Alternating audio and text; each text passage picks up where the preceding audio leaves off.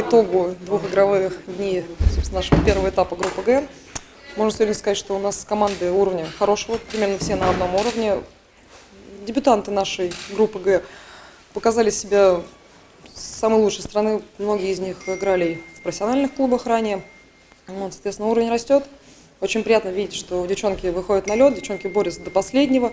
В этот раз было очень много ничьих, то есть действительно команды сравнялись. Когда дебютантов приглашали в Нижний Новгород, ждали, что они вот так вот будут здорово играть? Когда мы получили от них заявку, да, мы посмотрели, увидели многие фамилии игроков, которых мы знаем, с которыми не раз встречались и на профессиональных соревнованиях.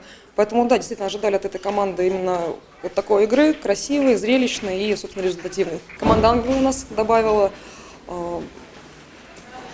Девчонки взяли себе игроков из команды Атланта Подольских, вот, из Уфты себе заявили. Вот, поэтому девчонки тоже и подготовились, тренировались также. Конечно, не хватает льда, это вот у многих команд проблема, да, то, что не хватает сыгранности именно, потому что некоторым приходится собираться там за несколько дней до этапов, чтобы хотя бы просто вместе потренироваться. Все матчи вот, прошли действительно на хорошем уровне, на одном примерно.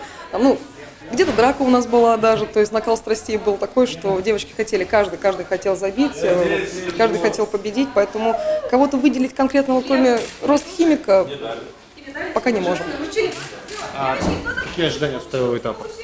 Мы надеемся, что ко второму этапу девочки еще потренируются, у них будет больше сыгранности, и хочется увидеть, конечно, от команд более тактичную игру. Вот. Надеюсь, у них все получится.